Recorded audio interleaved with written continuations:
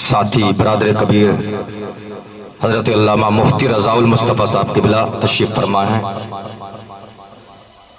برادر صغیر حضرت علامہ مفتی گلشاد رضا اسحاقی ثم مصطفی وہ تشریف فرما ہے۔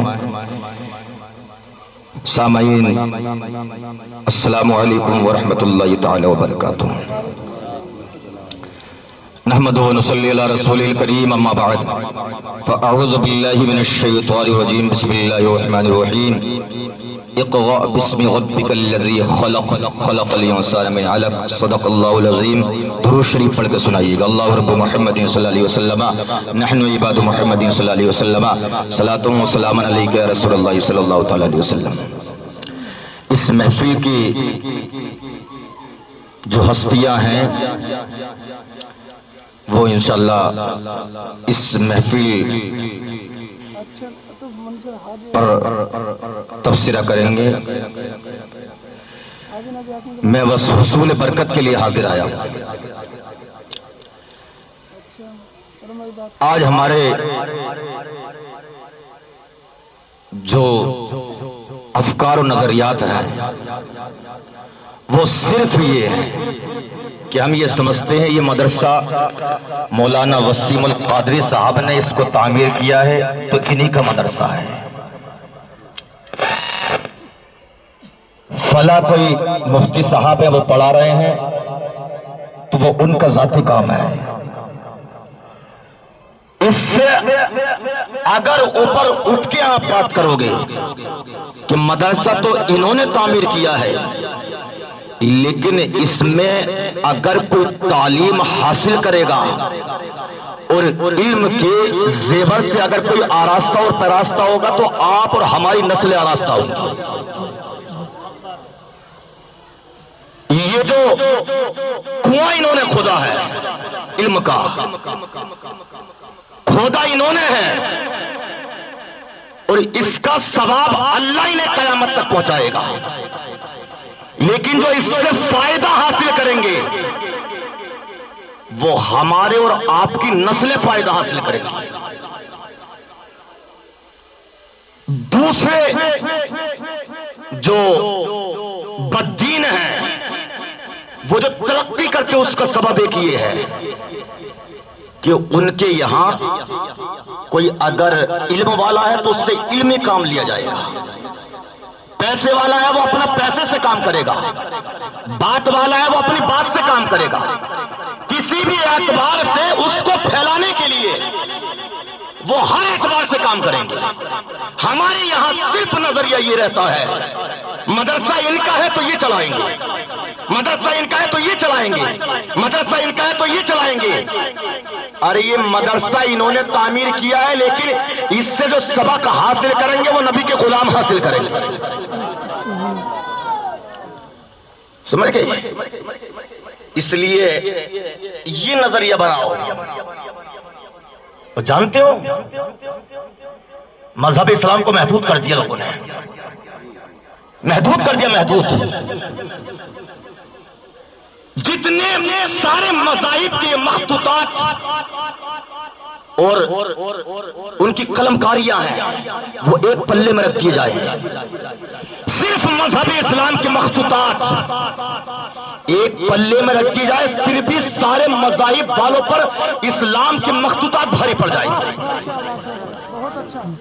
اب اس کی ایک مثال یہ ہے، تاریخ دمشق لکھی گئی 80 جلدوں میں، تاریخ دمشق لکھی گئی 80 جلدوں میں۔ ہماری نسل کو پتہ ہی نہیں ہے کہ ہماری یہ بھی تاریخ ہے۔ صرف ایک شہر کی تاریخ لکھی گئی 80 جلدوں میں، تاریخ بغداد لکھی گئی 14 جلدوں میں، فتح الباری لکھی گئی 30 جلدوں میں۔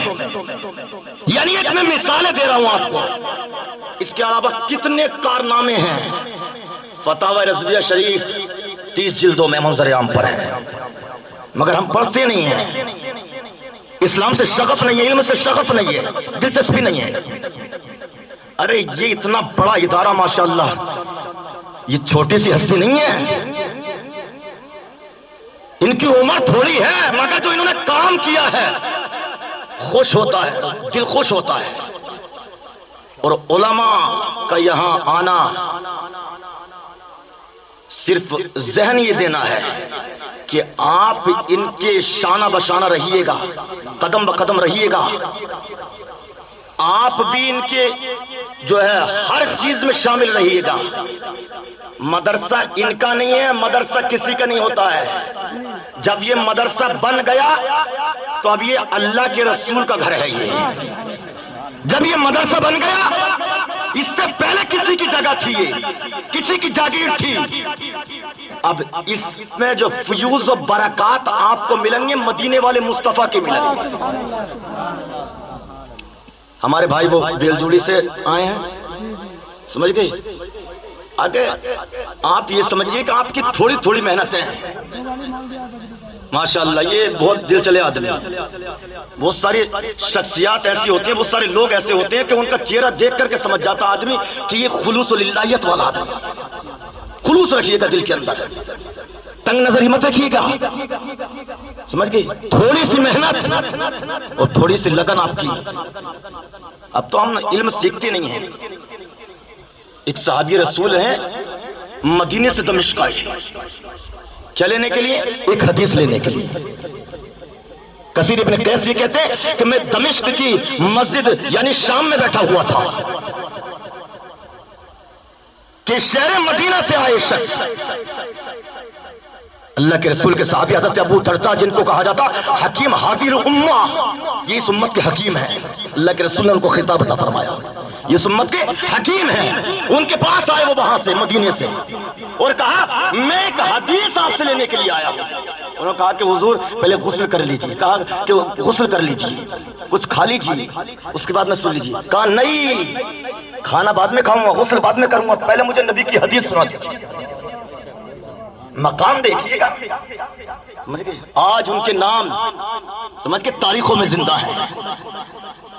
اگر آپ کام کرو گے تو تمہارے نام زندہ رہیں گے، نام زندہ، ورنہ کھاتے کماتے تو سب رہتے ہیں۔ ایسے کام کرو کہ تمہارے نام زندہ رہیں، کوئی دیکھے یا نہ دیکھے، چرچا تو 10 دن تک، 20 دن تک، 50 دن تک رہتا ہے۔ اچھا کام کرو گے اللہ کی بارگاہ میں تمہارے چرچے رہیں گے، سمجھ گئے؟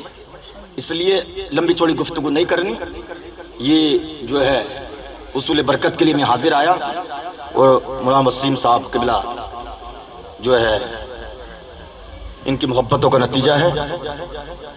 آپ کو جو ہے خطاب سننا ہے مفتی صاحب قبلہ، مفتیان اکرام بیٹھے ہوئے ہیں، سید صاحب تشریف لانے والے ہیں، سید فاروق میاں جو ہے آپ جو ہے ان کے فیوز و برکات سے مالا مال ہوں گے۔ اللہ پاک پروردگار عالم کی بارگاہ میں دعا ہے کم علمی کم فہمی کی بنیاد پر، عجلت لسانی کی بنیاد پر بولنے میں سننے میں جو غلطیاں ہو گئی ہوں اپنے حبیب کے وسیلے سے معاف فرمائے۔ استغفر اللہ لا الہ الا اللہ محمد رسول اللہ۔ ڈاکٹر اقبال نے کہا تھا پگھلنا علم کی خاطر مثال شمع زیبا ہے، بغیر علم کے نہیں پہچان سکتے ہم خدا کیا ہے۔ السلام